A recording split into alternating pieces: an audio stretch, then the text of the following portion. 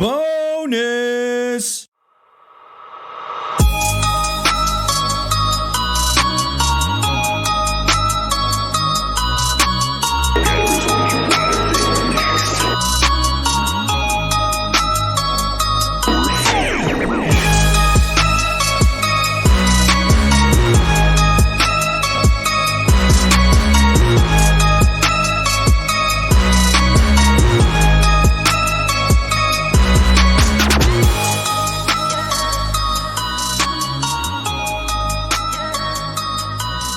What is cracking, all you funky, butt-loving bush leaguers? This is a bonus episode of Sunday League, the podcast. I am DH. I'm here with my boy Bowski. What up, baby? You're looking cute. Thanks, Bowski. I'm here with Rube. What up, bitches? Hey, and no, they are not here today. I am running the ship solo. That's right. Look at me. Look at me. Look at me. I'm the captain now. That's right. DH holding it down for the guys today. I'll get into that in a little bit. But yeah, this is a bonus episode. And on this one, we are talking all about the Mariners and how awesome they are and how much everybody else sucks. And if that's not what you were hoping to tune into, well, guess what? I'm just kidding.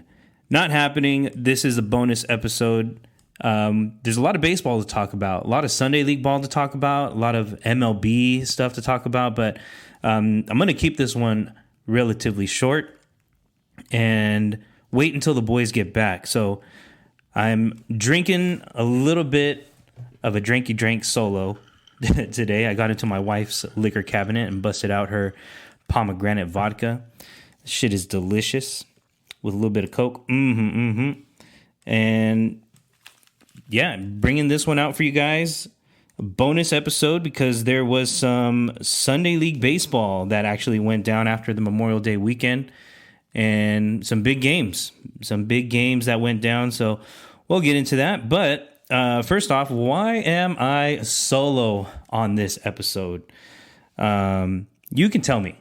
Maybe you guys can tell me which one of these reasons is real or fake for why Rube is not here today. Reason number one is Rube went to Disneyland and had some graduation celebrations to attend. Or reason number two was he was mowing his lawn and he got lost in it for 2 days and he just came out. For Bowski, reason number one is maybe he was following the Red Sox around town like a Trevor Bauer groupie. Or reason number two, maybe he is at a rooster show in San Francisco because he bought a ticket to the wrong cock rating competition. You can tell me which one is real or which one is fake. I'm sure you can figure it out. But yeah, both of our guys are out of town for the weekend. Bowski went all the way up to Oakland and actually saw a 3-game sweep. So, of course, he had to keep his good juju going, you know, that Sunday League rub, and go to the Angel game tonight because the Red Sox are in town. And, of course, the Red Sox win 1-0. So what does that mean? Bowski's going tomorrow. And then after that, if the Red Sox win, guess what? He's going to the next one. And then after that, you already know. But then after that, I don't know. They're on the road, so I don't know how far Bowski's willing to go. Rube, on the other hand, some graduation celebrations. Congratulations to all the grads out there. Anybody graduating high school, middle school, college, pre-K, whatever have you. If you put on a cap and gown and you took a fancy picture next to something nice, well, congratulations to you. You done did it. But yeah, this is a bonus episode. Nothing too serious here on this one. Just wanted to make sure that, you know, we at least had something to put out because, like I said earlier, there was some good baseball being played over the weekend. So let's get right into it. We're just going to dive right into it. Sunday League talk, Fontana Baseball League Championship Game 2. Of course, I was there, showing up late because you know me, and I appreciate my boys for calling me out on my shit if you listened to that last episode. But yes, I was there, late nonetheless, but I got to see some pretty good action. Tropics ended up winning the game 14-4 over the Mets. Tough loss for the Mets after they won the first game, but you had to think that after a couple of weeks off and, you know, with a full Tropic squad, it was not going to be that easy to run away with the championship. So Tropics had to come out with authority and took the game 14-4. Seems like both teams are at full strength. You're able to really kind of see the level of talent that both teams have. And I got to tell you, really, really good talent in the Sunday leagues, especially in Fontana, and looking forward to next season. I'm sure there's going to be a lot more teams joining in the Fontana League. It won't be just strictly a two-division league, but we'll see where that goes. But for now, we got to finish up the championship round. Series is now tied at 1-1, going into Game 3, which is going to be this coming Sunday, of course, because it's the Sunday leagues. But from what I saw, I mean, good defense on both sides of the game, or both sides of the ball. I mean, diving plays on the infield, outfielders getting after it. It seems like both teams really, really wanted to win this one. But the Tropics offense was just a little bit too much to contain. Everybody up and down the lineup contributed and scored some much-needed runs for Shaman Moss, who was on the mound for the part of the game that I saw and was just absolutely dealing. Must have been really weird to throw on that covering that was on the mound. You couldn't even throw off of the dirt, but I'm sure there was a reason for it. Nonetheless, Tropics offense just too much to contain, and the Mets' disdain for the umpires was also too much to contain. There was a player thrown out. A guy got tossed arguing balls and strikes. I mean, close call. It could have gone either way, I guess, but your man got tossed, and he had to get his 2 cents before he left the game. Tropics had also a little bit of a moment of team discord when it seems like one of their guys didn't quite run a pop out as hard as he could, and his teammates let him know about it. Could there be a little bit of concern in tropical chemistry for Game 3? I mean, I don't know. It seems like these guys are family guys, and they've played together for a long time, so I'm sure they'll work through it, but it could be anybody's game for Sunday. If your team is pulling in the same direction, then good chance that you're going to be the one coming out on top. So Game 3, let's see who it's going to be. Don't talk about it. Be about it. Come out swinging, come out throwing, and it's going to be a really, really good match. Definitely two of some of the best teams in all of the Sunday leagues, not just in Fontana, but willing to put these guys up against anybody in any Sunday league. There's also playoffs being played in the Aztec League. Championship started this weekend, and it's also a 3-game set. You got the Yaquis versus Del Rio Pest Control. Hoping that Del Rio can contain the pests that are the Yaquis. But you already know that Yaquis ain't quitting nobody.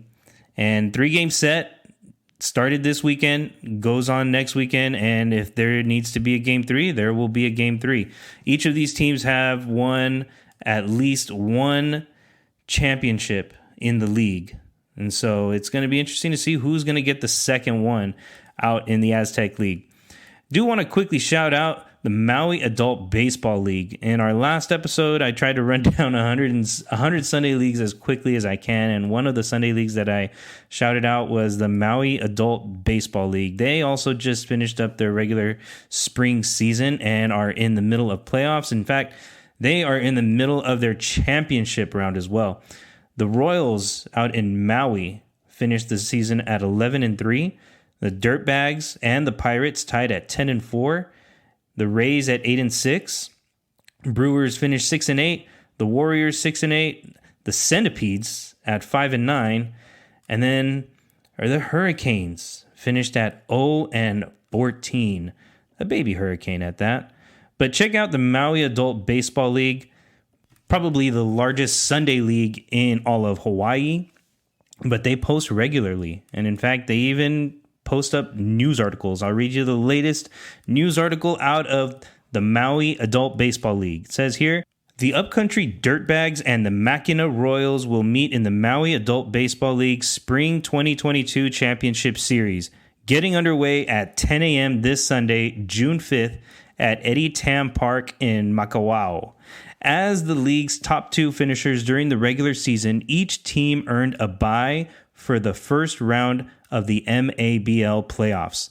The Royals, who went 11-3 during the regular season en route to the number 1 seed, defeated the Lahaina Warriors 2-0 in order to advance to their 4th straight championship appearance. After going 10-4 during the regular season, the Dirtbags staved off a strong Central Rays squad in a back-and-forth series that went 3 games, returning to the championship series for the first time since the summer 2020 season. That matchup was won by the Royals 2-1, so they met before. The Royals hope to win their 3rd title in 4 seasons and their 4th overall, featuring the league's top offense with an .839 OPS and 136 runs scored, and top pitching staff, 3.63 ERA, 1.27 WHIP. Lance Fuji's squad includes many of the MABL's top young players. In his 3rd season, Chaz Ishikawa was one of the league's most dangerous offensive weapons. Ishikawa led the MABL with a .515 batting average and a .636 on-base percentage to go along with 16 RBIs and 11 stolen bases out of the 2 spot in the Royals lineup. Paired with leadoff man Mitchell Krim, there's a bunch of stats here, I'm not going to read them all, the defending champs benefited from a dynamic duo setting the table for the rest of the offense. The emergence of Max Nishikawa in his 2nd season underscores the considerable depth of this lineup. The Royals pitching staff is led by Jacob Tiu, also in his 3rd season. The Maui High graduate went 3-1 with a paltry .188 opponent's average and a 0.89 WHIP over 36 innings during the regular season. Among his spring 2022 appearances was a 1-hit shutout of the Dirtbags on January 30th and a 17 strikeout, 10-inning victory over the Lahaina Warriors on April 10th. In contrast to the youth of the Royals, the Dirtbags feature some of the league's top veteran players. Originating from one of the MABL's first 2 teams, the Dirtbags have won 5 titles since the league began in 2009, most recently during the summer 2017 season. During the spring 2022 regular season, the Bags were the league's 2nd-ranked offense, with a .797 OPS and 130 runs, and finished in the top half of the league in pitching with a .524 ERA and 1.67 WHIP. Led by 3-time MABL Manager of the Year Rich Doster, the Dirtbags feature one of the most electrifying players to ever grace an MABL roster for the first 10 games of the season in Peter Reyes. Reyes led the league in ERA, wins, strikeouts, opponent's average, and WHIP, and hit .414 with 5 extra base hits and 14 RBIs before leaving the island at the end of March. In his absence, Trevor Cahill, Joe Smith, and Keone Luft paced an offense that also features 2-time MABL MVP Tim Page, all-time hits leader Anthony Benigno, and the active career leader in on-base percentage, Ken Henry. A lot of stats, and it's almost over, I promise. These 2 teams split their season series with the Royals winning 10-0 on January 30th and the Dirtbags pulling off a 5-3 victory in a highly anticipated March 27th matchup. Following Game 1 this Sunday, the best-of-3 championship series will conclude on June 12th with the first pitch of Game 2 scheduled for 10 a.m. at Eddie Tam Park, and Game 3, if necessary, immediately afterwards. Catch the action in person at Eddie Tam Park on Sunday, or tune in to Chip Swinger's live broadcast on the MABL Instagram account. Scores, stats, and photos from the championship series will be available on our website following the games. So if that doesn't get you pumped up as a Sunday leaguer, I don't know what does. They've got their shit together, and it's got to be a lot of fun to be playing in Hawaii. If anybody's planning on going on a vacation to Hawaii on a Sunday, try to go check out one of those Sunday league games. I'm sure it's going to be a good one. Fantasy League updates. As far as our podcast fantasy team, we won this week after losing. Thank you, Bowski, for riding the ship. And in our personal league, we'll get into that once the boys get back. There's also some MLB MLB stuff that went down that, we would normally get into on a regular episode. So I'll just kind of run down a little bit of the topics that we're going to talk about probably on episode 101.